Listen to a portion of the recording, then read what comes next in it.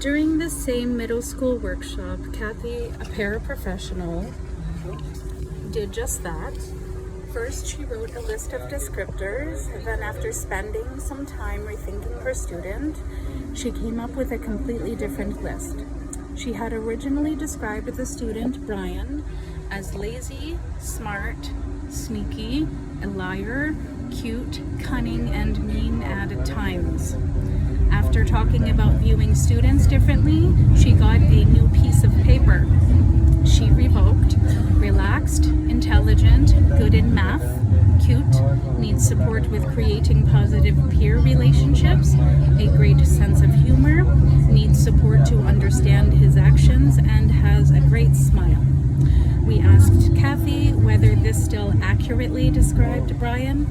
She said that the second list was a much more accurate description of him. Multiple intelligences. There is a pervasive myth in education that some people are smart and that others are not. Intelligence, academic potential, and competence are words often used to describe smartness. In education, this belief can be understood through the system of labeling people with disability via IQ testing. Students take IQ tests, and if a student's IQ score falls below 70 and they have other issues with functional skills, the student receives the label of intellectual disability.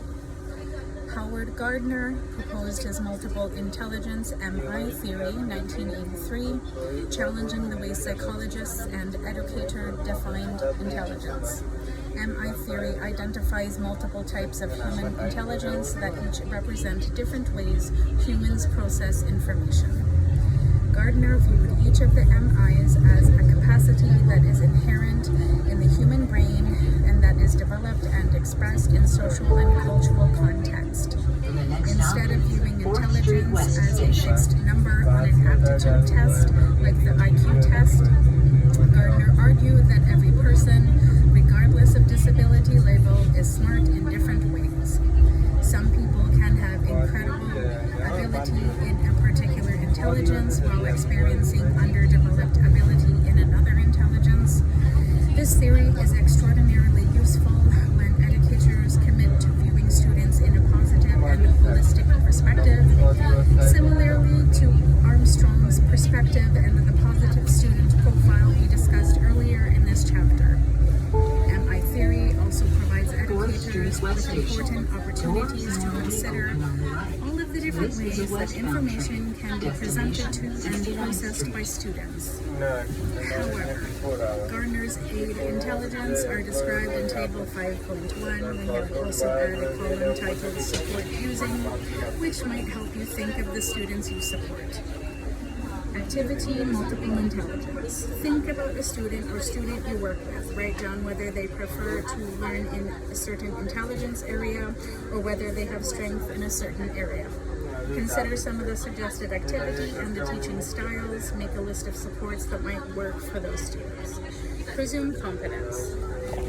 In the school setting, assumptions about students can affect their education. Take Sue Rubin, for example. Sue, a student with autism, had no formal way of communicating until she was 13 years old. Before that time, she had been treated and educated as if she had a mental age of 2 years old. Mental age is often based on a person's score on an IQ test. For example, if a 14-year-old girl's score on an IQ were the score of a typical or normal quote-unquote 3-year-old, she would be labeled as having the mental age of a 3-year-old. This is not a useful way to think about intelligence. It's actually burdensome and resentful.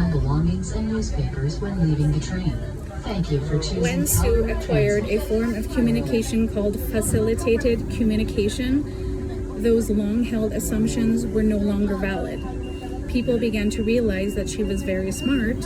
She subsequently took advanced placement classes all through her high school career, and she is now in college. Because education professionals have no real way of determining what a student understands, they should presume that every student is competent and capable of learning. Anne Donnellan, an educational researcher and a teacher who specializes in autism, uses the term least dangerous assumption to describe this idea. Least dangerous assumption states that in the absence of absolute evidence, it is essential to make the assumption that, if proven to be false, would be at least dangerous to the individual. Donnellan, 1984. In other words, it is always better to presume that students are competent and that they can learn than to expect that they cannot learn. Bicklin and Burke have described this idea of presuming competence by explaining that outside observers, teachers, parents, paraprofessionals have a choice. They can determine either that a person is competent or incompetent. The presumption of competence recognizes that no person can definitely know another person's thinking unless the other person can accurately reveal it. As Bicklin and Burke put it, presuming competence refuses to limit opportunity. It casts the teacher, parent, and other professionals in the role of finding ways to support the person to demonstrate his or her agency. Doors normally open on the right. See Figure 5.2 for a list of strategies for presuming competence. In addition, because students without reliable communication offer educators and paraprofessionals unique challenges, we have included Figure 5.3, which provide ideas about how to support students who do not communicate verbally. Developing a flexible mindset. Presuming competence goes hand in hand with developing a flexible or growth mindset. Mindset are the assumptions and beliefs that guide our intersections and behaviors with others.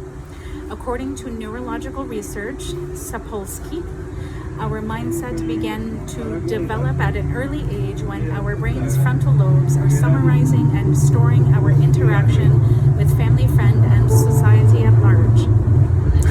All humans develop mindset about ourselves, our families, the future, jobs, education, politics, religion, and other people. As adults, our mindset can become very ingrained or fixed and therefore difficult to change. Depending on your experiences, you may have a particular mindset about what education should look like. Example, all students in rows, sitting still, listening quietly, or which individuals are considered intelligent, students who communicate verbally and excel at reading and writing. However, these fixed mindset limit our students and perpetuate stereotypes.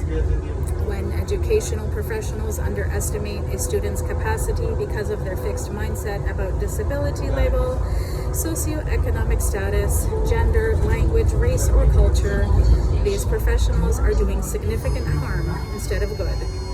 In contrast, one of the most important foundational supports for student success is an educational mentor that believes in the student. Effective teachers and professionals who develop flexible or growth mindset approach education with the belief that all students can succeed. Educators who use a flexible mindset in their work with students are also typically more creative in their support, more understanding of what they need to do to help move a student forward, and more effective at encouraging students to believe in themselves. When you approach students in this way, the students receive consistent signals from you that they can succeed and will be supported.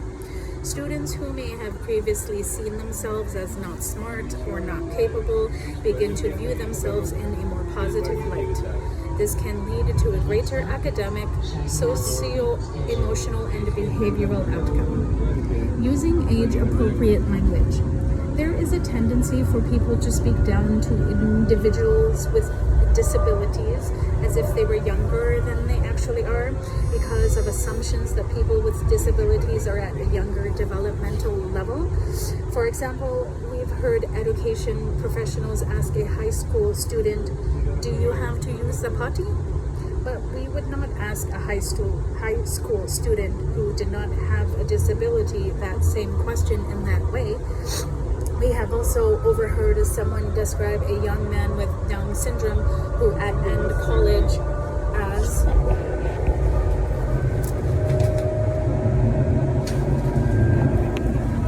a real cutie. Individual with disability should be described in accordance with their chronological age. Paraprofessionals should treat and work with students in age-appropriate ways. Julie once witness a paraprofessional holding hands with a 6th grade student in the hall. We doubt that the paraprofessional would have thought it appropriate to hold the hand of a 6th grade student who did not have a disability. For that very reason, it is inappropriate to hold any student's hand. This same logic holds true for having students sit on your lap, play with age-appropriate toys, sing age-inappropriate songs, and so forth.